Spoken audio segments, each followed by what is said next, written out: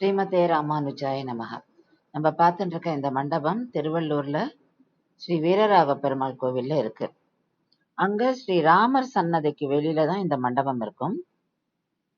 சன்னதிக்கு ரெண்டு பக்கமும் பில்லர்ஸ் இருக்கு. அந்த பில்லர்ஸ்ல நம்ம இவர்களுடைய உருவங்களை பார்க்கலாம். யார் இவாளாம் அப்படின்னாக்கா, இவாள்லாம் ஸ்ரீராமர் பட்டாபிஷேகத்தை அனுபவிச்சவா. அங்க போய் பார்க்கறா ராமர் பட்டாபிஷேகம். அதைத்தான் இங்க வந்து அழகா வடிவமைச்சு வச்சிருக்கா சிற்பங்களாக. இங்க நம்ம பார்க்கறவா யாருன்னா அங்கதன், அனுமான்,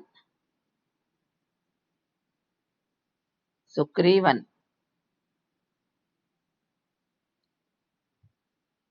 லக்ஷ்மணன், பரதன், சத்ருகனன்.